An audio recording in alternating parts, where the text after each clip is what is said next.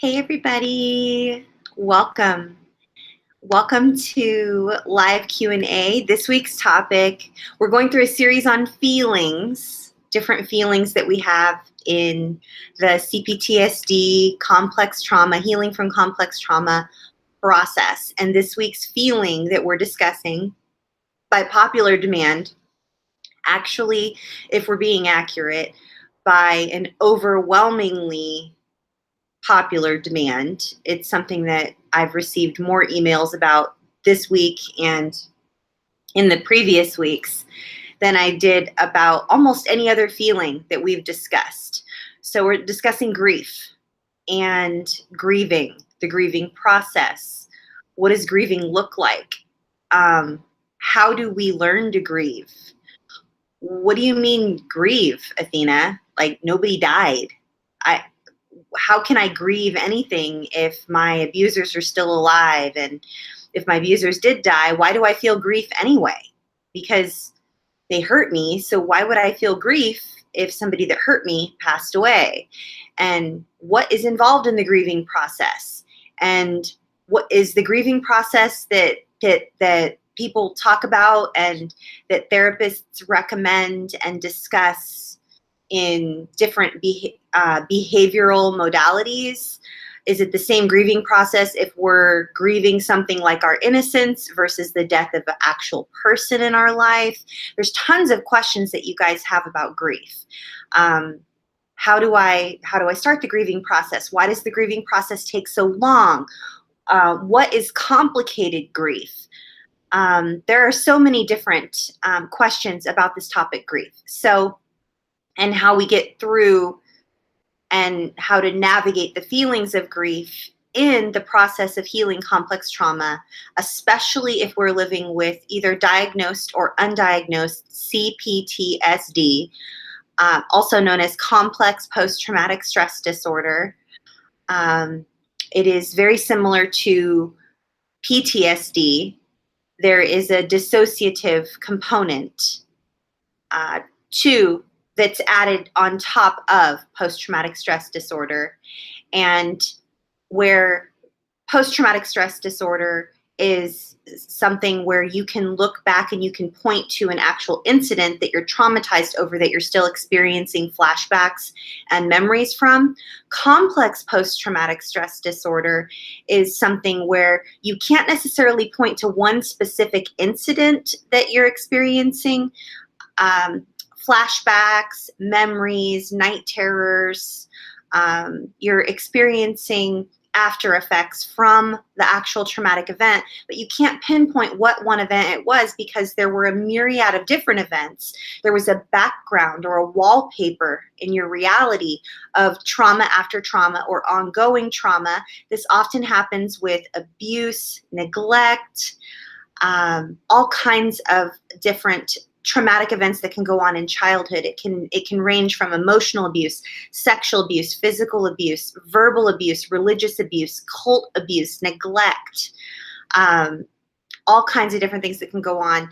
And while it is very, very, very common, most common for those living with a diagnosis of CPTSD or living with the after effects, CPTSD symptoms, feelings of hopelessness and terror and loss of identity, and you're just not sure who you are or where you begin and where the trauma ends, while that is very, very, very common and most common for those of us who have experienced trauma in childhood, it is not out of the ordinary for those who lived a rather ordinary childhood or a good enough childhood and then experienced ongoing terror or trauma in adulthood.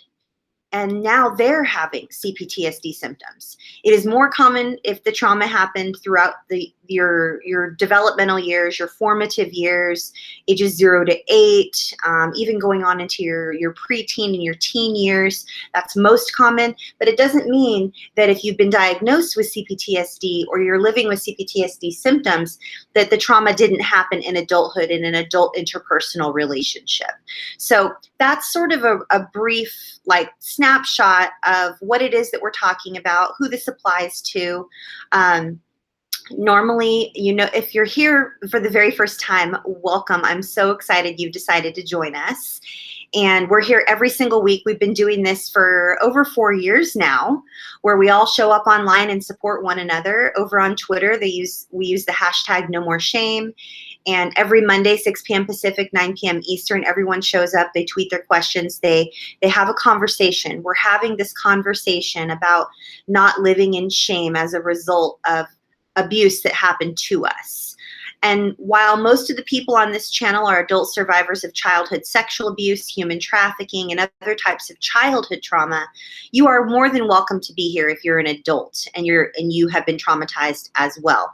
A lot of the language that's used on this channel and a lot of the references are made to they'll match up more if your abuse happened in childhood. So take what's best, leave the rest. If you've heard that before, it definitely applies here.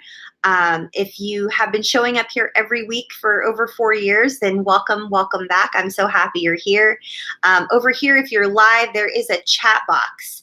And you can simply find a little somewhere something that says chat box. And if you tag Matt at Beyond Your Past, he will get me a question, if you have a question tonight, for me to answer your question on the topic of grief. And if you're watching a replay, I'm so happy you're here. Down below in the comment section, you'll see a brief description of what it is that we're doing here and how you can participate in the comments below.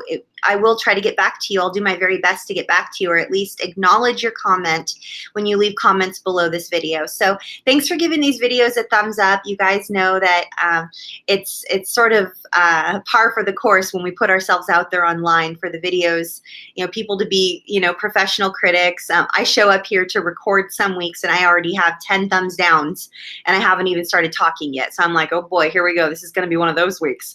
So it really does help if you give these videos a thumbs up and subscribe to the channel if you find the videos on this channel helpful. Any videos that you decide to share, of course, I'm extremely, extremely grateful. And I normally do post some public service announcements briefly in the chat box over here for you. And then down, if you're watching a replay, in the next 24 hours or so, it'll be down there for you. I'm just going to read some of them briefly right now, and then we'll dive right in. If you are watching a replay, you can feel free to fast forward past any of the talking where I'm welcoming people. And then, of course, just dive right into the content. I have a screen share for you. We're going to go through a workflow of how we're working through our feelings. And no need to get all nasty and ugly in the comments because I'm welcoming people and talking. YouTube is voluntary. This is live. It says it's live. So that's why I'm talking to people. So like I said, take the best and leave the rest. I appreciate you guys all being here. And if you're in crisis, it's important to step away. YouTube is never, ever, ever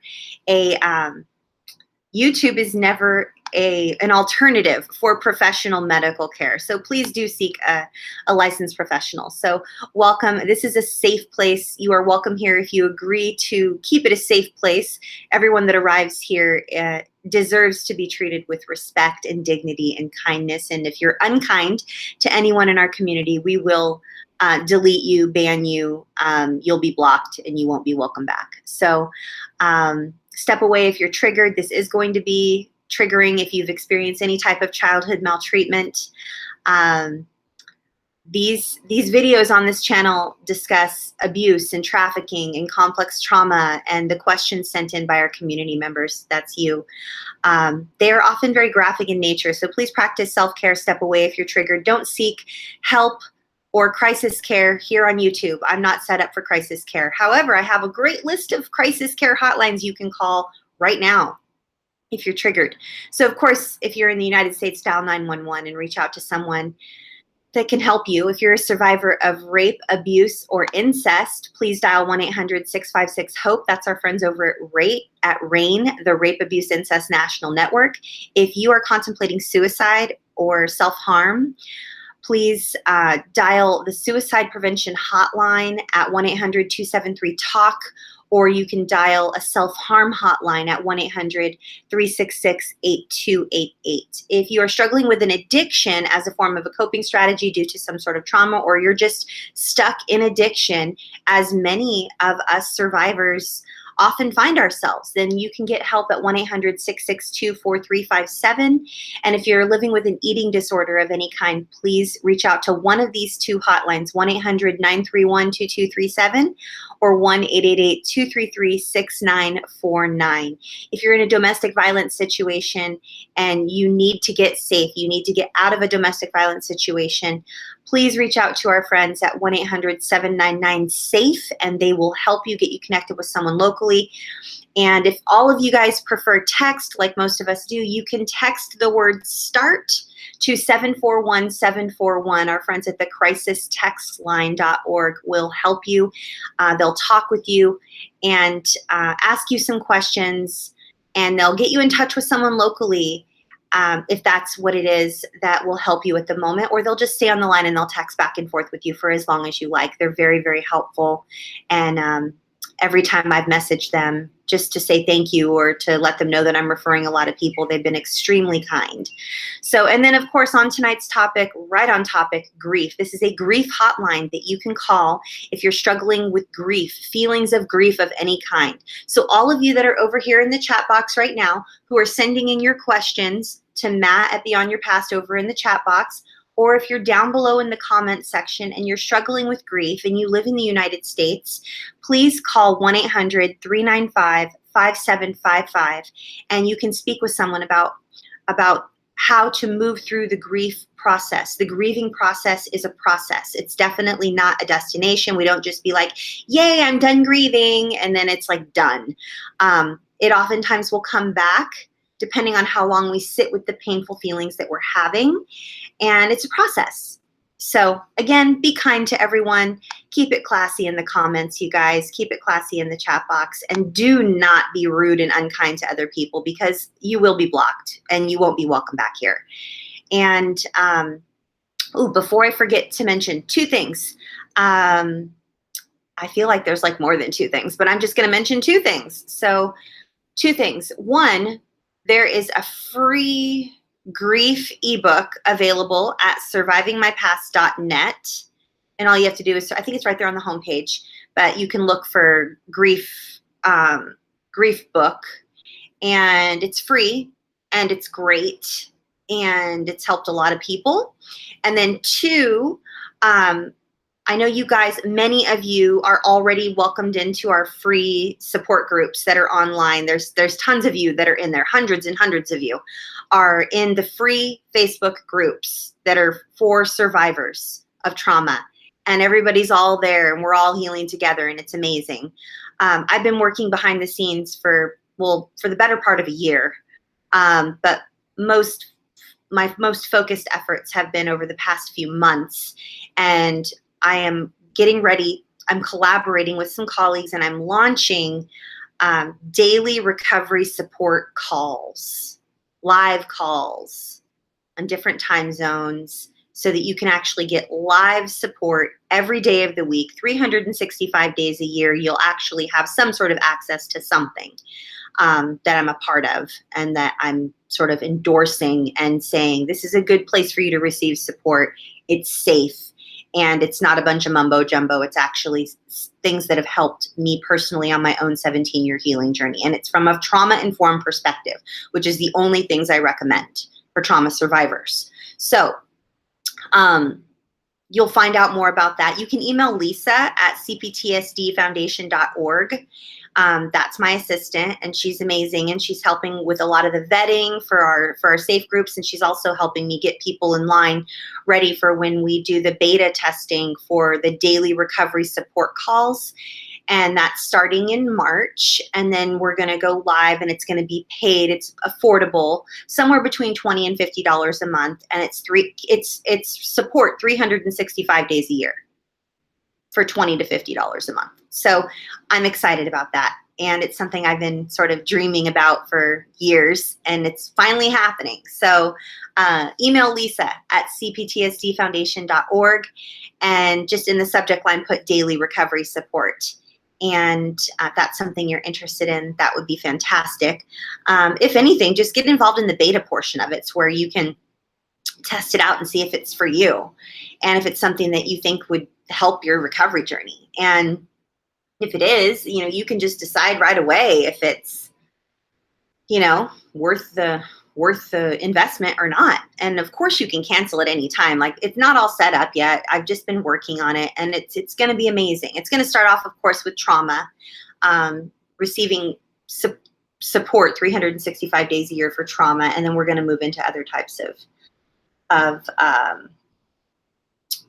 recovery support, depending on what you're recovering from. There's all kinds of different recovery. So welcome. Thanks so much for being here. Grief is a really sticky topic. A lot of you have sent in, like I said, tons of emails and questions and concerns about this topic. Let me just get a drink of water super quick.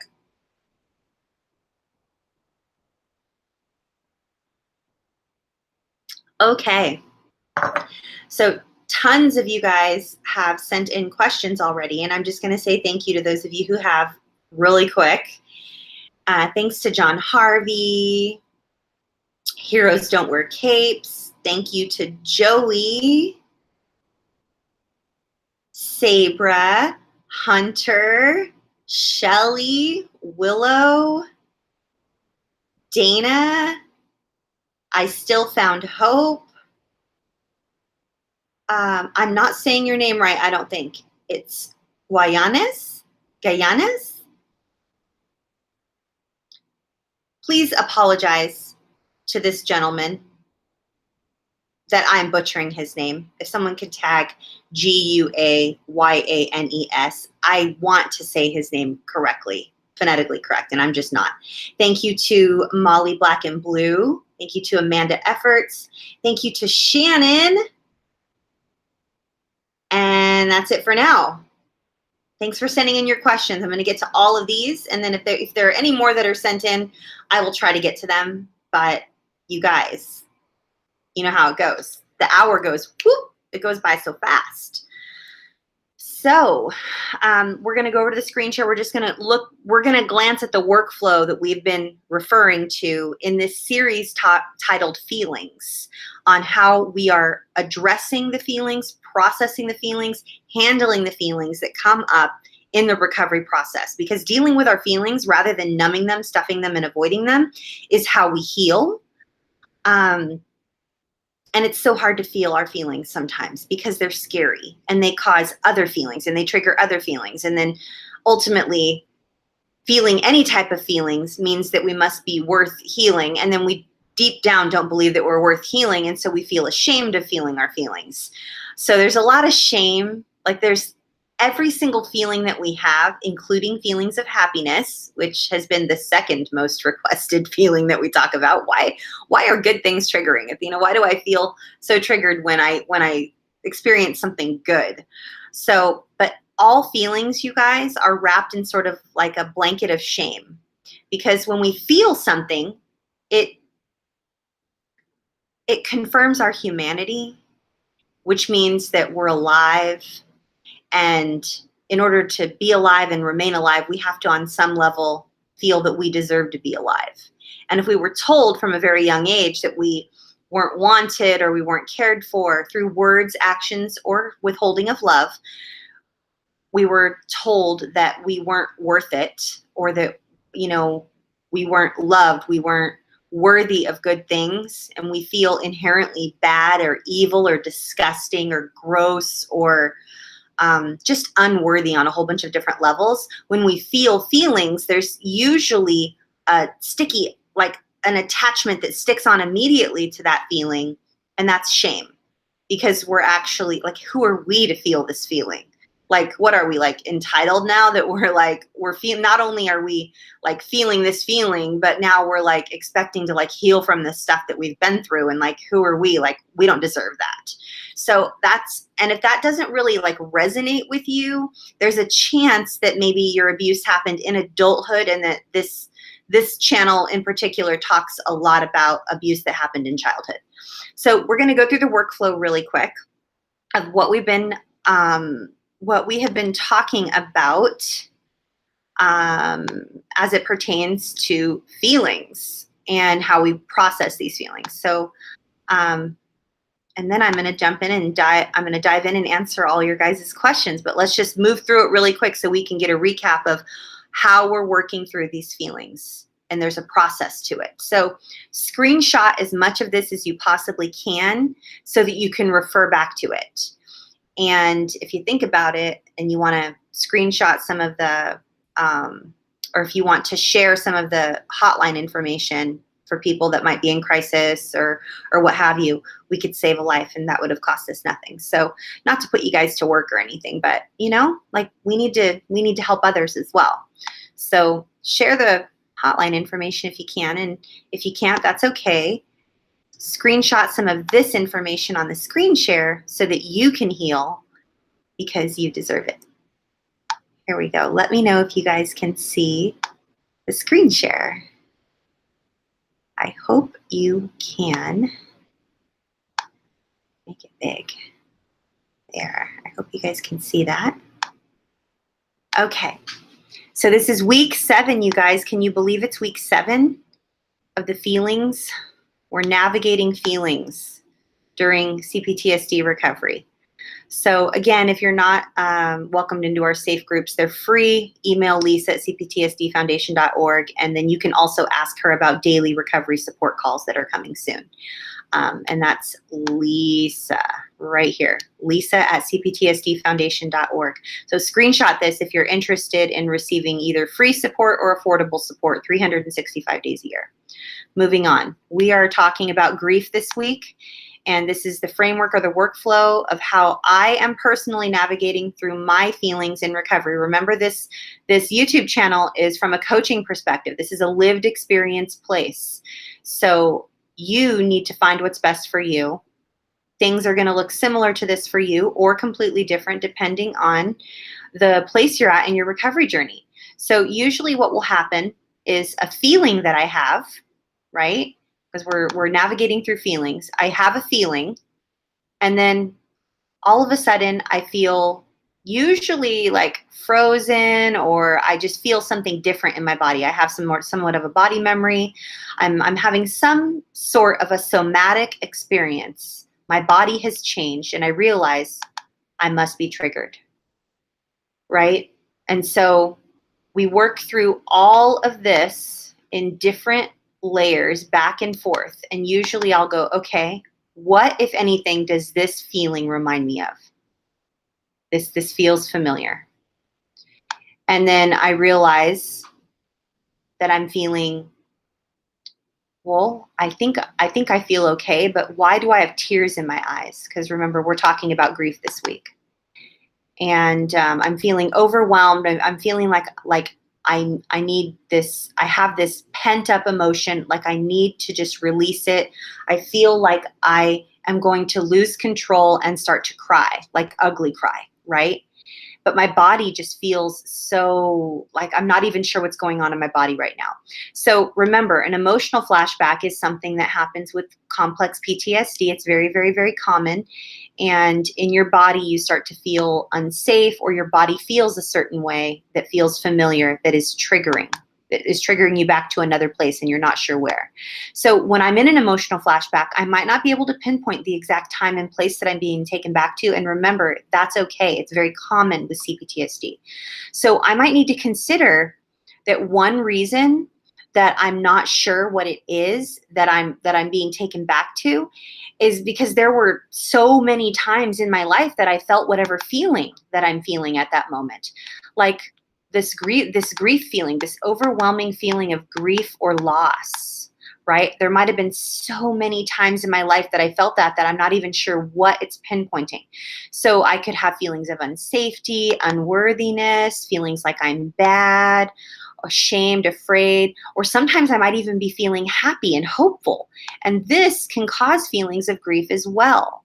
So remember to go slow and be kind to yourself in this, because even though happy and hopeful sounds fantastic, it can also touch and be wrapped in a blanket of shame and feel like grief for whatever reason, because maybe sometimes we had our hopes up when we were younger and then our hopes were crushed.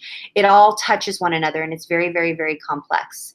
So then what I will normally do if I know I'm in an emotional flashback, I've been triggered into an emotional flashback, then I will try to identify what my trauma response type was in the moment. Was I angry? Did I feel like I needed to run away? Am I just paralyzed and unable to move and just sort of fumbling over my words? I was on a call with a colleague this morning, and I was just frozen. I was completely frozen. I was paralyzed. I couldn't move forward. I couldn't figure it out. I couldn't figure out what I needed to do, what I wanted to do. And I ended up realizing it was because I had a mixture of like a fear of success and a fear of failure, all rolled into one. And then I had feelings of shame wrapped around it. Like, who am I to be thinking that I could be doing this big, wonderful, amazing thing, right?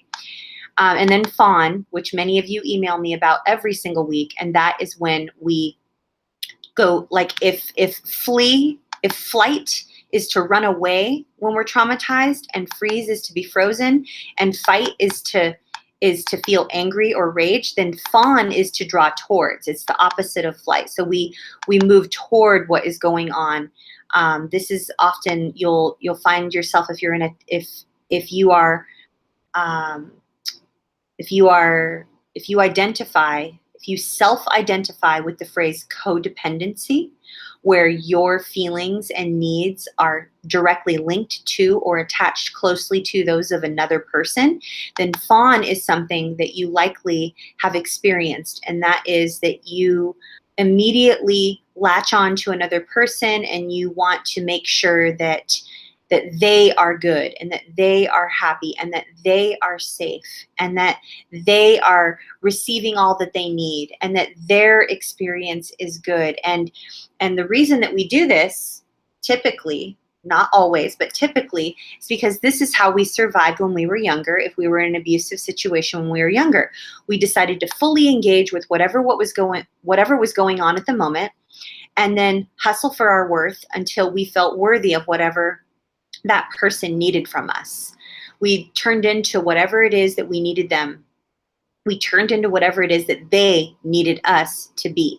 So we would be a chameleon. If our abusers needed us to be quiet, we would be quiet. If we thought that being the best at something is what would help, then we would be the best. If they needed us to do all the dishes and take care of all of the laundry and the chores and the housework, or take care of brothers and sisters, or yard work, or feed the animals, or handle everything, because our abusers were very overwhelmed, and we thought to ourselves, oh, the reason that we're being abused, the reason that I'm being treated poorly is because this person that I love so much is overwhelmed. I know what I'll do.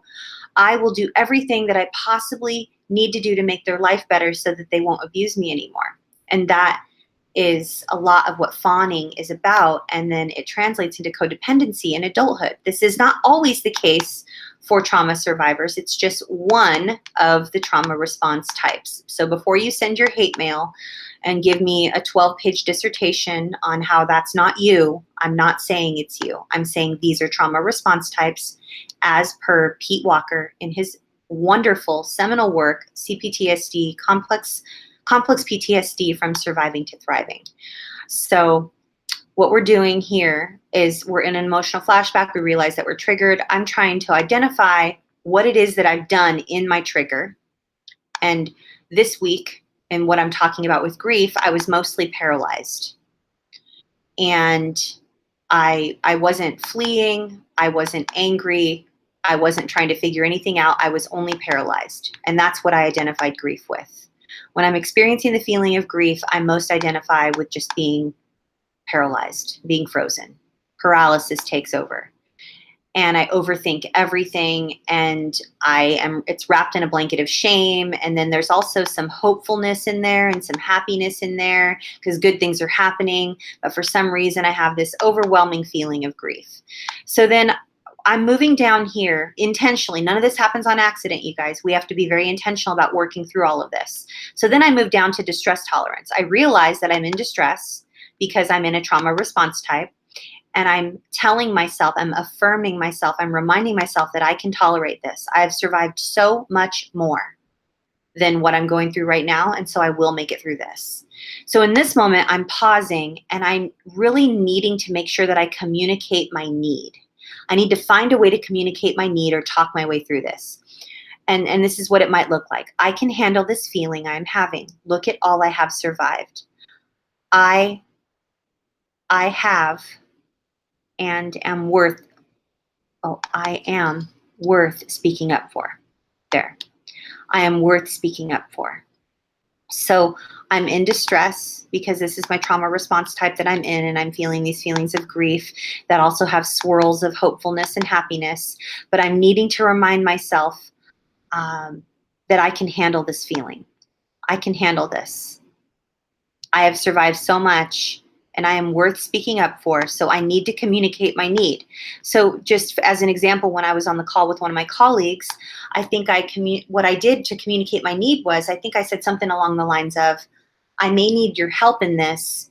I think I need your help in figuring out what it is that's going on with A, B, and C and X, Y, and Z on this particular project, and I think I might need your help with that.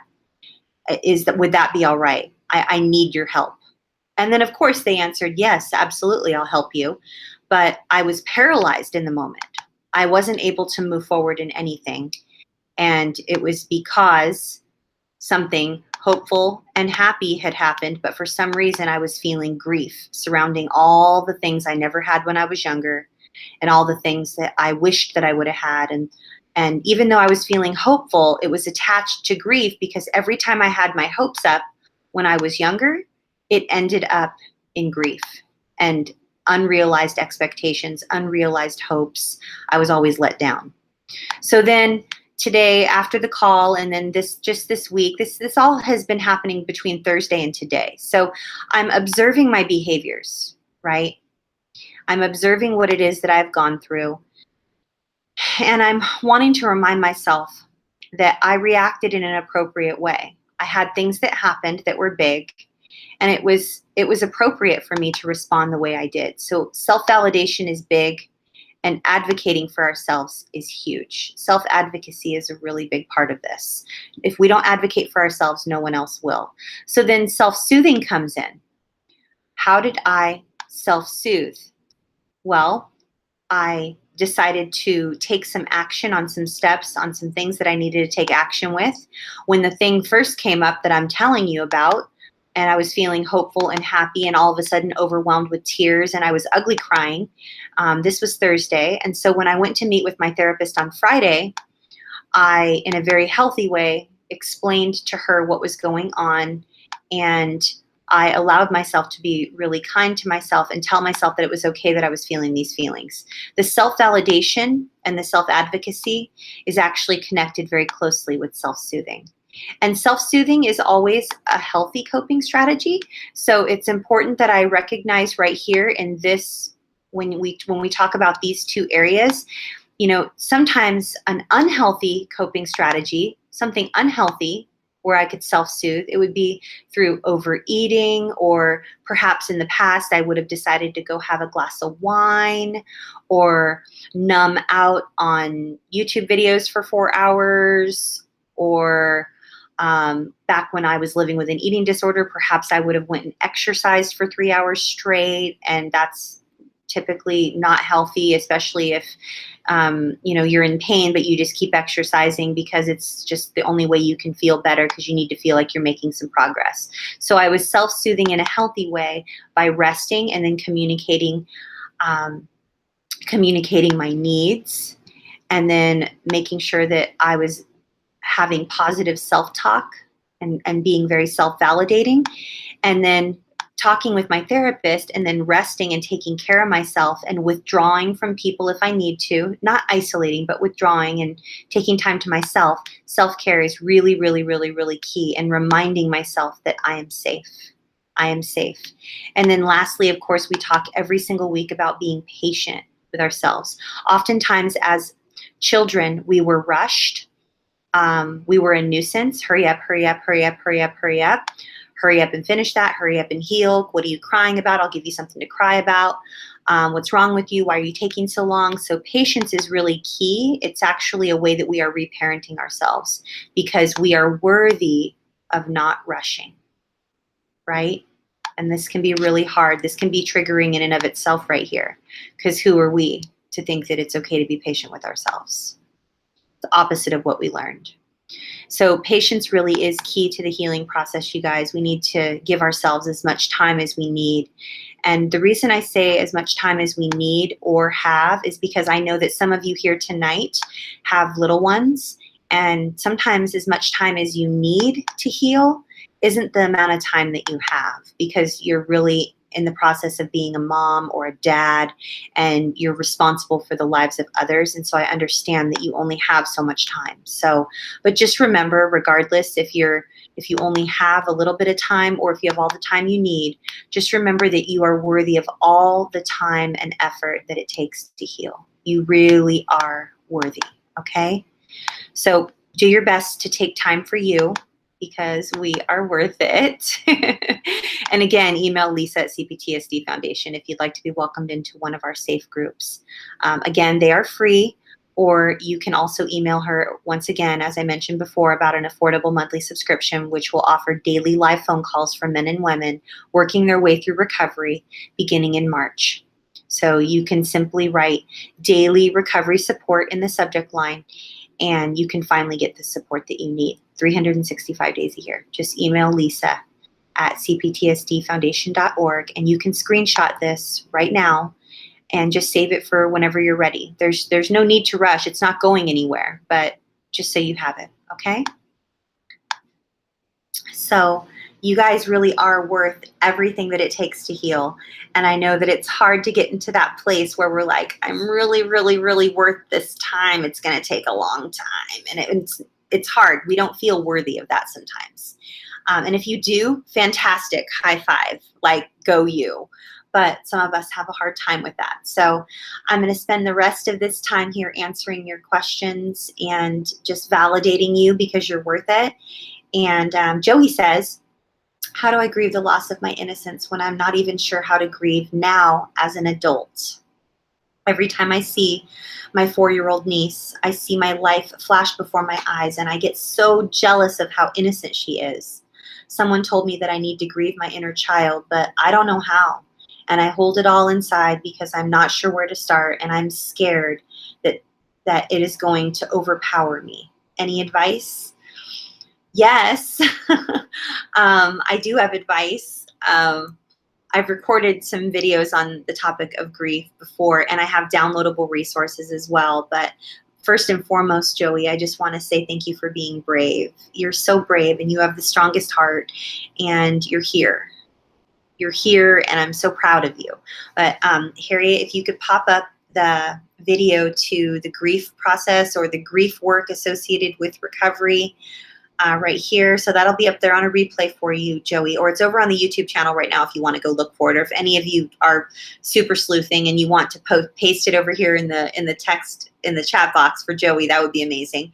And then you can go to nomoreshameproject.com and click on downloadables, and then go over, and then when you get to the downloadables page, once you enter your email address, it'll take you, and you can look. It's down towards the bottom, I think. And it'll say the grief work associated with recovery, and it's a printable where you can print it out and sort of go line by line by line. But I struggle with this also. Being around young children, sometimes I was in children's ministry in my church, Joey, and seeing how young and innocent some of the kids were at that age when I first started remembering stuff, and I was living through an absolute hell, and it was just so toxic and abusive and violent and drugs and weapons, and just, it was crazy. I found myself feeling very triggered, and I ended up volunteering in other areas of my church now because children's ministry isn't something that I don't feel safe in my own body when I'm feeling triggered around other children. And it's not always, but sometimes I do. And so it's natural for you to feel that way around your niece. And it's natural for any of us that experienced childhood abuse to feel jealous of other children that live happy, carefree, wonderful lives. So I don't want you guys to feel shame around the fact that we're feeling jealous of other kids, because it's absolutely natural. And it's not uncommon to feel this way. So I hope that was helpful. John Harvey says, how do I get past the numbing to start to feel, to grieve? Oh my goodness, John Harvey, you work so hard for you, I swear. It's so much easier to numb out, isn't it? I think just checking in with your body and asking yourself, like, am I feeling anything right now? And am I doing anything to numb? When I'm talking about not numbing, stuffing, or avoiding, I never am referring to prescribed medication. If you are on a mood stabilizer, if you're on an SSRI, if you're on any type of medication that's prescribed by your doctor for depression, or if you have other types of medications that are prescribed for your overall well-being, please do take that medication. But the best way that I found to get past the part where I was numbing everything is I just decided to stop drinking alcohol, like not even one glass of wine. Like, not because I can't enjoy a glass of wine. Like, I could. I have wine on my counter. I have a wine, like a wine cellar area of my kitchen that's like, it's filled with several different types of wine. I used to love to go have martinis with my girlfriends. I loved a good vodka martini. It was like my favorite. But I found myself not feeling. And while it's healthy to sometimes sort of just like let loose and like not have to, deal with it all the time, for me personally, since I really wanted to go all in on this work I'm doing in our community, I just decided to stop drinking alcohol. And I don't know if you drink alcohol, John Harvey, or a lot of times, we have medical marijuana that keeps us from healing. Again, if this is prescribed to you by your doctor, do not stop doing it so that you can grieve. Like, talk to your doctor. I am not a doctor. I'm simply telling you what worked for me. And what worked for me is I decided that I wasn't going to practice eating disorder behaviors and give in to eating disorder urges anymore. I decided to stop withholding calories. I decided to stop over exercising. I decided to stop numbing out on social media for 8 hours a day, all under the guise of work. I work online. Every bit of work I do is online, and it's on Facebook and Twitter and YouTube and YouNow and Instagram, and it's work. But I found that I was using it. I was using it as a means of not feeling my own feelings and not healing. So I just had to, the only way you're going to know is if you check in with you, and like, you'll know, you're the only one that knows you, right? You're the master and the expert at you. So those are the things that worked for me. I decided to, I had I was very, very, very, very, very sick with an eating disorder in my 20s. And I was healing from that. And then here I was in my 30s, and I'm like, I'm all better. But I really wasn't all better. I had just shifted. I shifted from purging, not through throwing up, but I was purging with laxatives. I switched from that to withholding calories and over exercising. So I was just stuck. And then when that was done, then I would shift to drinking alcohol. When that was done, I would, shift to something else, and anything, just so I didn't have to feel anything. Or I even went through a stint where I was reading all of the business books I needed to read so that I could run my online business, so I could help all you guys. So I have that type of personality where I do things too much to my own detriment, to where I'm not feeling what I need to feel so that I can heal. So you're the only one that's going to know what's best for you, John Harvey. Those are just some of the suggestions that I have. So I hope that some of them are helpful, or at least one of them. I hope one of them is helpful. Heroes Don't Wear Capes says, is there a way to trigger grief or grieving intentionally, or is it a natural process? We must wait, and it's a consequence of recovery. It's so interesting that you should ask this, Heroes Don't Wear Capes, because during one of the videos that we did, I think it was last week or maybe the week before, we talked about when my husband and I were out to dinner with one of my girlfriends, and her boyfriend at the time is a psychiatrist, and my husband asked him if any of his patients had ever committed suicide. Light dinner discussion, you know. These are the discussions that happen when you're married to someone who is in trauma recovery. But his answer was, I'll never forget it because I've actually taken it into consideration and done it myself. And that is, he says that while it might not be professionally appropriate to exude any type of feelings or respond with any type of feeling within the session, in an effort to remain professional, that he would wait till he was by himself and he would find movies that he knew would help him to emote. So we can trigger grief. You are the only one that's going to know, Heroes Don't Wear Capes, what movies or what songs or what books or what multimedia will cause you to emote the most effectively. I have a colleague of mine, and if he listens to a certain song, it's a hymn, then he will cry. It's just, it happens every time. There are a couple of different hymns. If I hear them, I will emote immediately. I just can't even thinking about it. Like, I start to get like teary-eyed just thinking about it. I shared with you guys a couple weeks ago that I watch different movies, and they help me to emote and sort of break that sort of cycle of numbing myself or staying busy or just stuffing my feelings or avoiding them, because who has time for feelings, right? One of mine is Castaway. A couple of you, many of you guys answered in the comments section of last week's video. I don't know if it was last week's. Harriet, could you pop up the link to the video where we were talking about the different movies and songs and books that help people to feel feelings? I forget which one it was, but in the comments section of the videos, a whole bunch of you had listed Beaches, Undercover Boss, different movies, different TV shows, different music and books, and it really does help. Multimedia helps to trigger trigger the grieving process. John Harvey says, I just thought if this is okay, dealing with people that remind you of your abuser and not letting innocent people make you grieve. Dealing with people that remind you of your abuser and not letting innocent people make you grieve. I'm not sure. I'm going to come back to that one, John Harvey, because I'm not 100% sure on that.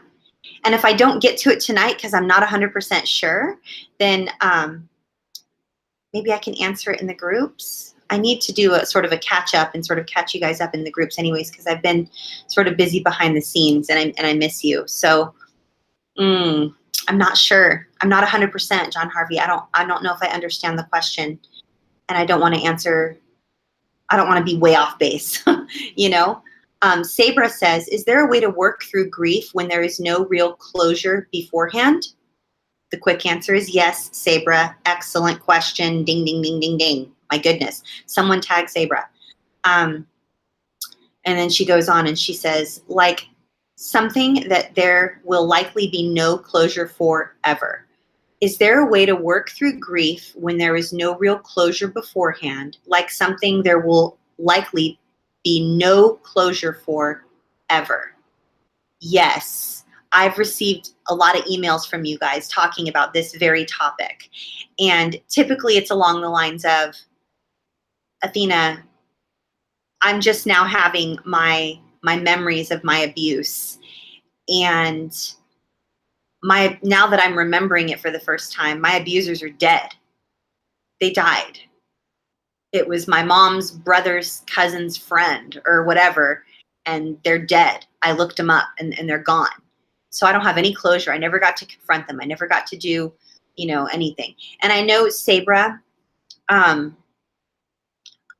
know that you're seeking out care, professional care right now.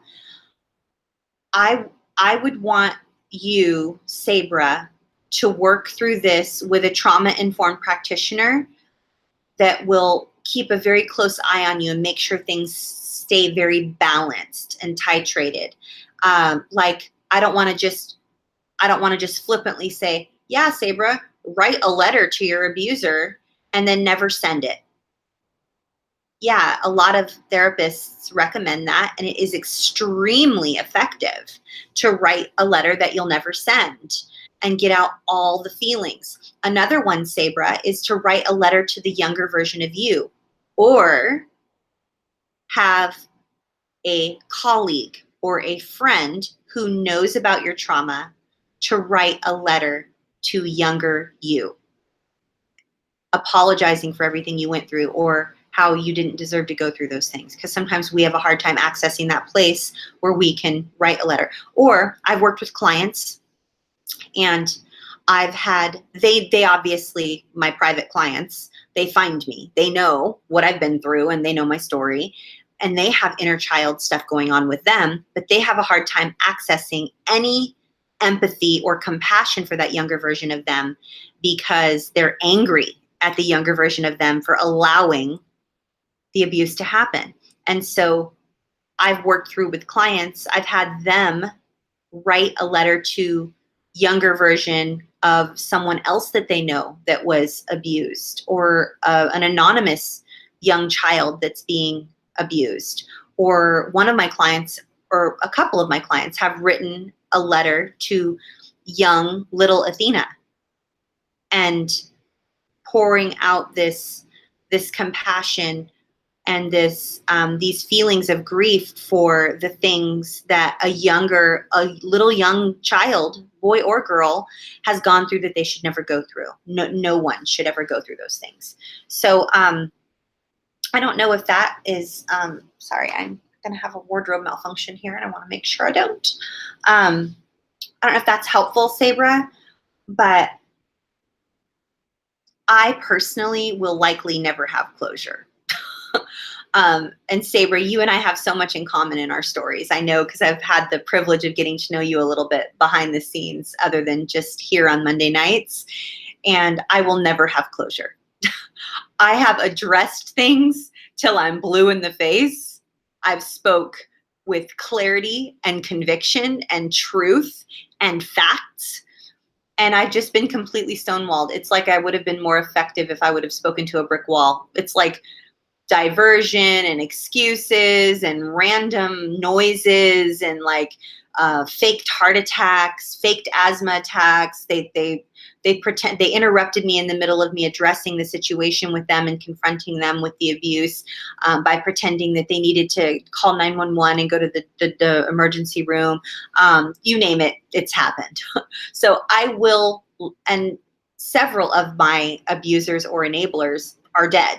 So I will never have closure.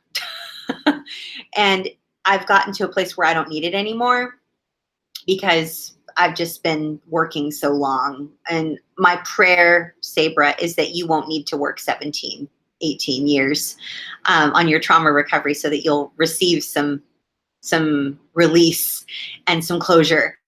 So being a part of the groups, all the free groups that we have going on, that's very validating. And I think perhaps working together with someone who's a safe person who may write a letter to younger version of you, or you, for you to be able to receive that would be really big, really huge. Let me know how that feels in your body and how that sounds. I don't know how that would affect you, or if that feels unsafe to you, because again, you're the expert of you and I don't want you feeling unsafe. Okay. So I hope you get this message, Sabra. I hope you're here. I know you asked your question like 45 minutes ago. So Hunter says, hello, Athena. Hey, recovery buddy, high five. How to grieve the lack of validation due to close ones thinking your trauma was just a nightmare and therefore not real. So Hunter's asking, how can I grieve the lack of validation that I'm experiencing from my loved ones? Because they think they are telling me that my trauma, my abuse was just a nightmare and it wasn't real. Hunter, that lack of validation kept me stuck for decades. And my hope and my prayer is that it won't do the same for you. Um, my therapist, Sonia, has this saying that is so simple and so poignant, and it will rock you to your core if you allow it to. And that is when it comes to being invalidated by others and people telling you that your trauma didn't happen or that it wasn't real, you simply sit with what is, and you remind yourself,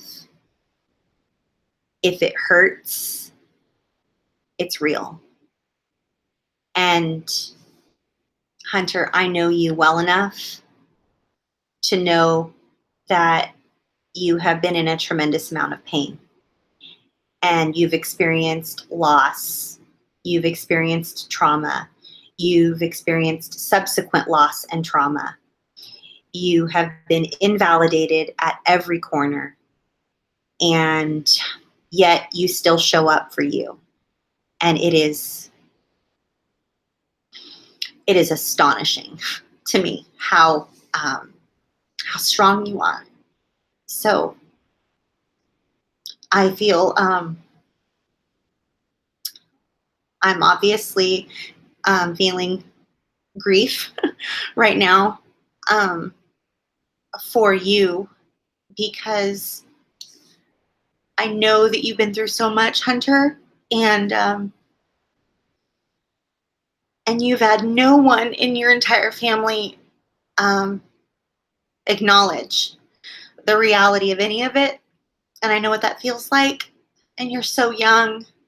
So my hope is that you won't allow their ignorance and their denial and their minimization and their invalidation to deter you from seeking your truth and healing, because you deserve to heal. And you're on a healing path. And the only person that can stop this path that you're on toward healing is you. So I just hope that you will continue to chase after your wellness, because you're worth it. So I don't believe for 1 second, Hunter, that what you went through was just a nightmare. I've been working with survivors for too long. If it hurts, it was real. And I know you've been through a lot and that you've hurt a lot.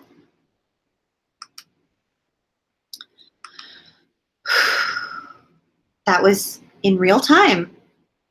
Those of you having trouble accessing your grief, I think I may have just helped you unintentionally. When you care about people a lot and you see people you care about go through such pain, and you know how unnecessary it is, you can't help but grieve for what could be. Like, I know in every fiber of my being that if Hunter was allowed to receive the care that he deserves, and if he was validated and acknowledged and believed by his loved ones, I know he would heal faster, and the rest of his life would be so much easier and less difficult and less painful. And the fact that that isn't on the menu right now causes me a tremendous amount of grief and anger. all of it, and hopefulness. I'm hopeful, but it's all tied to grief, I think. And interestingly, as we went through that workflow on the screen share, you guys, when you're feeling grief on behalf of someone else and it's for someone else that you care about and it's not yourself, it's rarely wrapped in a blanket of shame. I don't feel any shame in my body right now for grieving what Hunter has gone through. But when I am grieving something that I have gone through, it's wrapped in shame, because who am I, right? Because I was taught from a very young age that I don't deserve safety or love or kindness or good things. So perhaps one of the quickest ways to access our own grief is to be in community with others who have been through what we've been through and bear the burdens of others with them, which will then, they will reflect back to us what we've helped them with, and that will help us access our own pain and our own grief. I need to add that to the workflow because this was all in real time, right? Shelly says, what's the best way to process grief if we've lost our parents, but they were our main abusers? Ooh, Shelly, this is such a good question. Harriet, if you could pop up the video, the YouTube card for, and if someone could tag Shelly Blondeau. Shelly, there is a video. The thumbnail is Bobby and then me, but I'm all black, like I'm, it's just a shadow of me with my headphones on. And it says, when your abuser dies. So Harriet's gonna pop up the YouTube card for when your abuser dies. And Shelly, you can go to nomoreshameproject.com and click on downloadables and page all the way down towards the bottom, and you'll find a one-page printable downloadable resource line by line by line, and it'll talk about moving through the feelings of when your abuser dies and how confusing that can be and how to work through that. I hope that was helpful. Let me know, please. Willow says, would you say that grief has a beginning but no ending or destination? It's harder to accept that it's also compounded, much like trauma. So one grief trigger can trigger all. Yes, Willow, you are so wise. Someone tag Willow and tell her how amazingly wise. Tell her I say how that she is very, very wise. Like, seriously. This is a truth bomb, you guys. Grief, I don't know that I would say that grief has a beginning but no ending, because, well, but then she goes on to say, or destination. Grief is definitely a process and it's a journey. It's not a destination, so I would agree with that. And the complex nature, the cumulative nature of trauma means that trauma touches and touches, and it triggers back to the earliest one. Grief is much the same way. However, the difference in trauma and grief, except for the fact that grief is trauma, but not all trauma is grief, right? So, for instance, I hope that Willow is still on so she can hear this. So, all adult survivors of childhood sexual abuse are trauma survivors, but not all trauma survivors are adult survivors of childhood sexual abuse.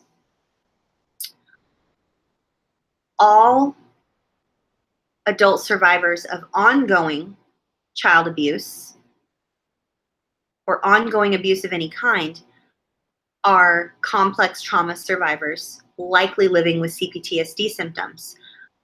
However, not everyone who is living with a CPTSD type symptoms or even diagnosis was abused in childhood. It could be in adulthood. So not all grief, all grief is trauma, but not all trauma is grief. But what I'm getting at, Willow, and why you are so wise is because when you do feel a sense of grief for one thing, it does trigger another and another and another and another and another. I agree with everything that you've said. The only difference is that we can process all of our grief, but still have trauma to work through. Whereas if we process all of our trauma and we sit with all of our feelings surrounding trauma, chances are we won't grieve very much more, if at all, unless a new grief, a new thing that causes grief comes along.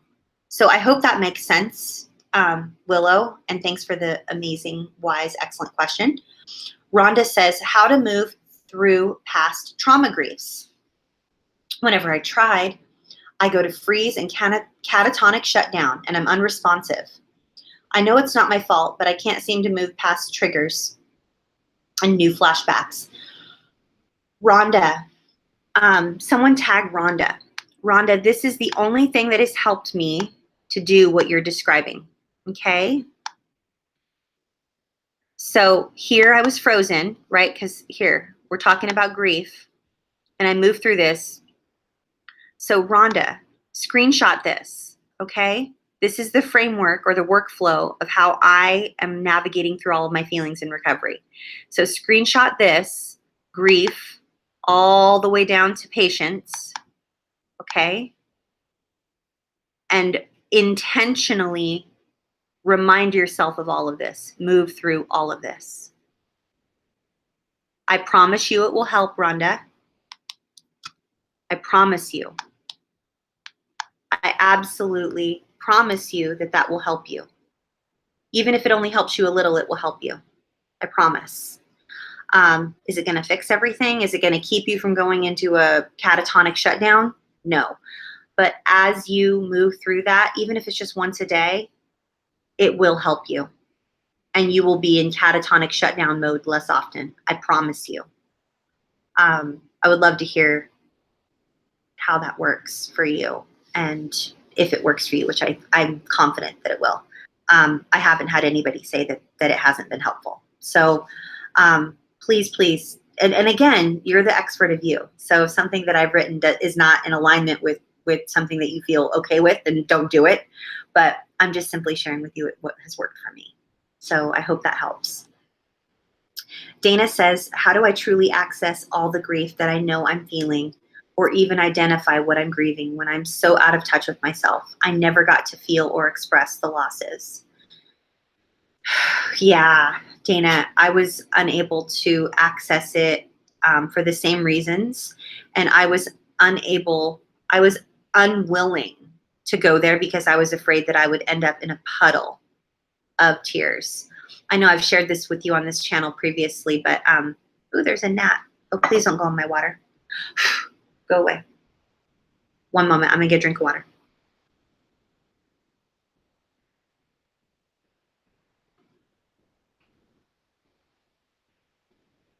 Okay, I'm back. I know I've shared this with you, Dana, on this channel, and then I've shared this in the groups as well. It was probably right around the year 2007, 2008, I believe. And I called a number in the back of a book when I was working through some trauma. It was right after my first time doing EMDR. And I tried to make an appointment at a treatment center, like a 30-day inpatient center. I tried to make an appointment for 2010, for after my son graduated high school, because I knew I wasn't going to have time to deal with any of the grief associated with the trauma, because it would overtake me. And so they basically laughed at me, and they thought that that I was joking. It was kind of a prank call. They're like, either you're a really great actress, or like you haven't really been through what you think you've been through. And I'm like, no, I know I have, but I also know intuitively that I can't deal with it. And I need to be a mom right now. And so I need to know that I have a place to go. I'll feel better if I know that I can go somewhere for 30 days and rest when he graduates high school. And they're just like, call us back. Like, they didn't really know how to deal with me. this is what helped me, Dana. What I just showed, rewind this and screenshot what here, I'll just show you really quick. Screenshot this, Dana, and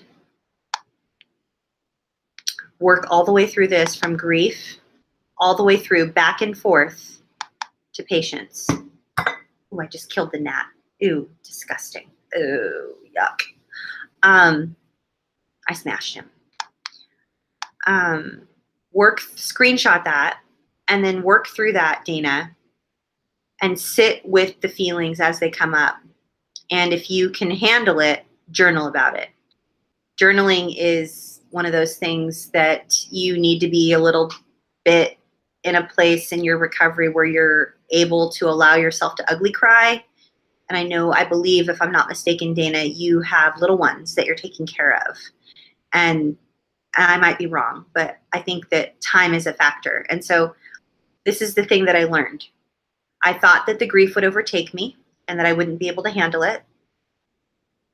And I was wrong. It didn't overtake me, and it didn't take over my whole world. It did hurt, and I had swollen eyes, and I was, snot running, and my body was not okay, but it was only for about 24 to 36 hours. It wasn't forever. Like, I really thought it was going to be like my new normal. Like, I was just going to get stuck in a place of grief and not be able to come out. And that's not what happened. So, but it's natural for us to fear that because it feels like such a visceral response. And it's scary because we are afraid that we're going to get stuck in that place and not be able to adult and not be able to be a mom and not be able to do our job. But that wasn't the case. I actually made it through, and it actually catapulted me into like a new level of my recovery, which I'm really grateful for. But if someone would have told me that that's what was going to happen, I would never have believed them. So try, give it a shot.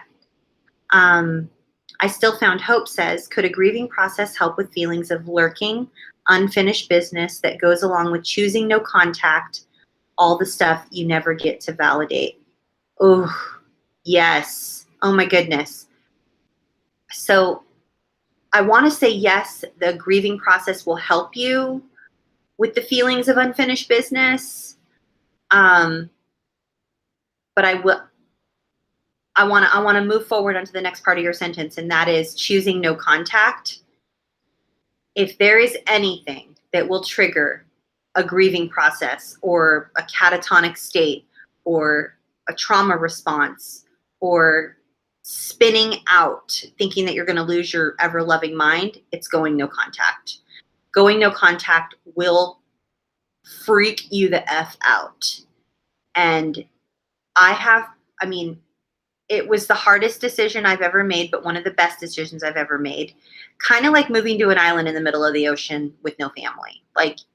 Like here I am, I did this, I did the move, right? And it was scary, but I'm glad I did it. And it was scary when I was doing it, but I did it. I intuitively knew I needed to do it. I needed to get away. I needed to do it. I needed it. I was going to be safe here. It was going to be good. But it took me, even after I moved and got away physically, it took me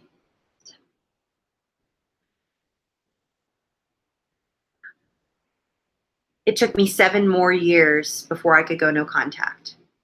So going no contact is hard, harder than hard. I don't think there's anything more difficult and more painful if you grew up in a toxic environment and you were gaslit and you were abused or exploited or manipulated or emotionally, there was coercive control, any type of cult abuse, any type of religious abuse, any type of,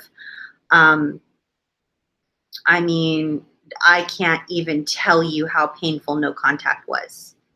I knew I needed to do it though. It was hard. And it continues to get easier over time, but I'm not going to say it's easy. It's not easy, but it's worth it. And that will help you to get into a place where you embrace the grieving process, because you're actually grieving a loss. You feel the loss. You feel different. There's an empty ache and a longing for the toxicity that you're used to.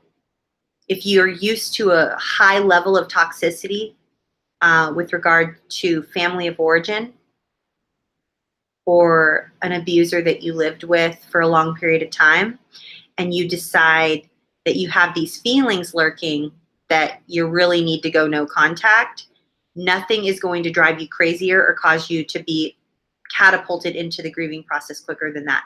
You will have a gnawing ache that like causes you to like wail like an animal because you're in so much pain. And whatever you do, surround yourself with people who get it. Don't let anybody tell you that you're crazy and that you're overreacting and that you need to be back in contact with people who are toxic, that are likely going to continue to harm you emotionally, physically, sexually, or otherwise. You deserve to heal. And going no contact is one of the most painful things you'll ever do, but it's very worth it. Very, very worth it. I wouldn't be advocating for no contact if it wasn't life-changing and life-saving. I would never talk about it as much as I do if it didn't help to save my life and save my clients' lives. So yes. Guayanes, I'm saying your name wrong and I am so sorry. Is it Guayan? Maybe it's Guayan? I'm not sure. I'm sorry, I said your name wrong though. I know that can be really triggering. So hopefully I'm saying it right. Guayanes says, I am a grown-up man, middle-aged, but I am still mad about not having a normal childhood. What can I do? Well, the first thing that you will need to do is you will need to surround yourself with other people who did not have a good childhood and that are on a healing journey. And they're not just sitting around going, this sucks. I didn't have a good childhood. This sucks. Like, it's important to surround yourself with people that are moving forward and that know, they know that it sucks that you didn't have a good childhood. And they also know that it doesn't have to define your future. It may suck. It used to suck. It may suck in this moment, in the present, but then what? And now what? What is the life you're going to create? What I will tell you, Guayanes, is anyone who tells you to get over it and tells you that you should be over it by now is not helping you. Your feelings matter, and you can't get through it and move through it and heal from it by just telling yourself to get over it and move on. That will never help you. I have yet to meet someone who has healed effectively by just denying that it ever happened and telling themselves that it didn't matter. Or using a phrase like, well, everybody has it. Everybody has problems. There's always somebody that has it worse off than me. Those types of statements are minimizing and invalidating, and they will re-traumatize you and keep you stuck for decades. So don't let anybody say those things to you. And welcome to our community. And if you're not in one of our groups with other people who have lived through what you've lived through, then please get plugged in. They're free. And you'll heal at an exponential rate when you're surrounded by others who get it. So, and thanks for being here. Molly says, can a person simultaneously grieve and heal while still currently be interacting with an abuser? Yeah. I'm going to go out on a limb right now, Molly, and boldly say something that I'm afraid to say because I'm afraid that it will cause you to never want to come back. But I like you being here, and I'm excited that you're here, and I hope you'll continue to come back. But I don't believe, from my personal and professional opinion, I don't believe that you can effectively heal to the degree that you could heal. You're like here's like healing, and like here's like the possibility of healing. I personally and professionally believe that you can heal while you are in contact with your abuser and grieving your innocence. But I don't believe that you can actually like get to a place of like true freedom and living in a place that you deserve to be if you're still in contact with your abusers. I have had clients that previous clients and current clients that are still in regular contact with their abusers. And some of them are living victorious, amazing lives in a lot of areas of their life, and they're healing. Are they achieving like freedom and exponential, amazing, like they're living like freer than they've ever been and reaching all their goals and experiencing everything they could possibly experience? No. But are they healing? Yeah. You can heal, but I don't feel you can grow personally and professionally and get to a place where you're really enjoying your life to the degree that you could if you were not in direct, regular contact, allowing them to, with no boundaries. You need to have a boundaried relationship with your abuser if you want to heal and reach your highest potential. So boundaries are going to be key. And I hope that's helpful. And I hope you don't feel like I'm, crapping all over your situation, because I know how hard it is. I really, really, really swear I know how hard this is. It's really hard to go no contact. It's one of the hardest things ever. Amanda says, how do you know when you are through your grief? Ooh, I don't know that we're ever through it. Like, I don't ever know that we're like done, but I think how we know that we are addressing it to the degree that it doesn't, our majority of our time and the majority of our emotional energy and the time in our day and our thoughts and our actions and our relationships and the things that we do on a day in and day out basis, if they are not being consumed by thoughts of what it is that we were grieving, whether it's a loved one or an abuser or an enabler or a broken relationship or a level of toxicity or a lack of boundaries or a breaking of boundaries or being gaslit or flying monkeys or triangulation or someone's manipulative tactics or their sadism, their sociopathic tendencies, the hooks. They send you like a hook. They always want to hook you and pull you and drag you in and ask you questions. You can gauge how far you are with your grief and with your healing process by how much of your emotional energy is wrapped up in all of that. So the less emotional energy and attention that your grief and your healing process is getting means I believe that you're farther through the process, but I don't know that we're ever just like, and done. Like, check that off my list. Like, I feel like it always has the potential to come back and show itself because, again, as we discussed previously with, I believe it was Willow, where did it go? Yes, it's cumulative in nature. Grief and trauma are cumulative in nature. And when you touch the corner of one, it sort of goes da da da da da da da da da da, like in it, and it touches all the other stuff. So I hope that helps. And Shannon says, my mother totally gaslit me from the cradle, and I thought dad was bad to her. I learned that she lied and she was the abuser. How do I re-grieve his death from 2005? I'm sure my mom told him that I'm bad.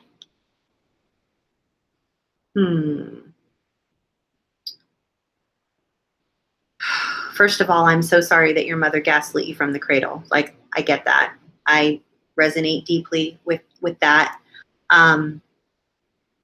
What you're describing here is a smear campaign that was woven into your reality. So your reality, the wallpaper of your reality is lies. And so underneath that wallpaper of lies is the real person that you're having a hard time accessing.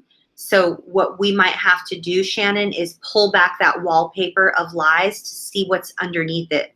what the wall actually looks like. So you may need to be on like a fact-finding mission of like what your father was really like. Find what evidence you can about what he was really like.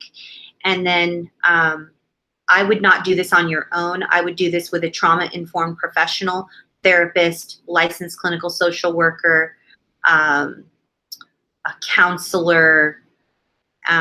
Make sure that they're trauma informed and that they understand that you lived with emotional abuse your entire life from birth, and that you have a difficult time accessing reality because everything that was told to you was a lie.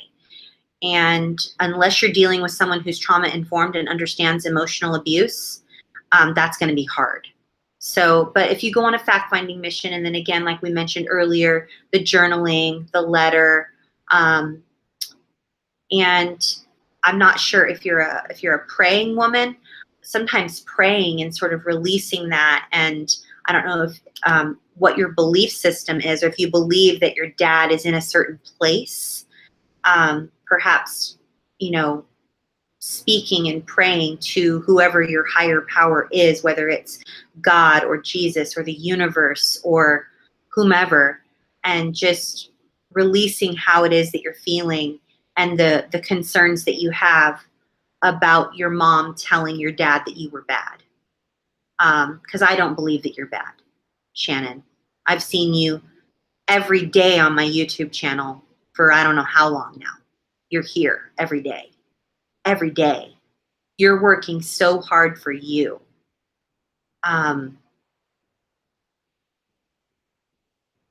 That's what I would do. But I would do it with a trauma-informed person and not on your own, because I don't want you to get re-traumatized and then be all by yourself, if that makes sense. I think that's it, guys. Oh, you guys are so welcome. You guys are sending in thank yous. Oh my goodness. Well, you're welcome. Thank you for being here. I'm happy you're here. Oh, and lastly, we're clarifying John Harvey's question from earlier. He said, I meant being triggered by people that remind you of your abuser and not letting them make you grieve. Oh, yes.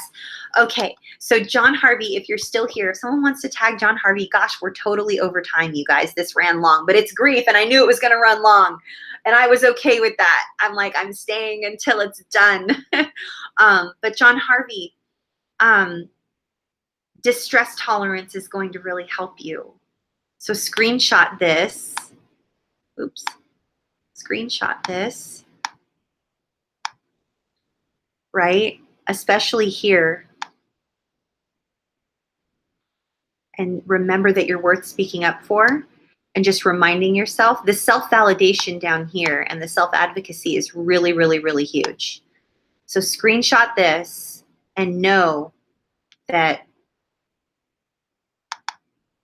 patience is key, okay?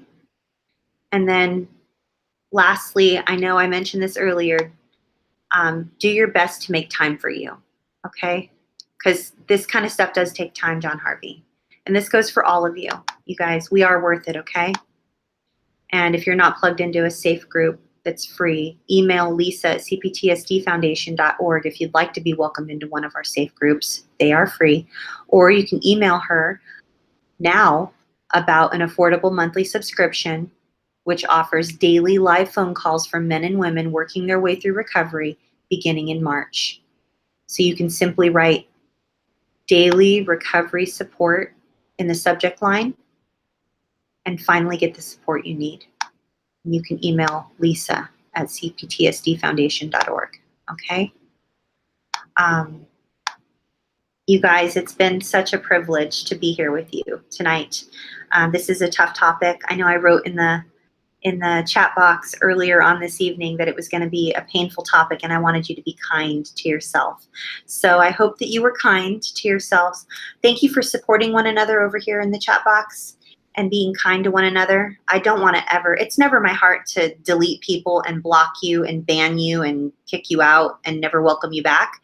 But if people are unkind to others, then that's what I need to do, because I want to make sure that this remains a safe place for everyone. And that goes for the comment section down below also. So if you're here on a replay, please communicate down in the comments.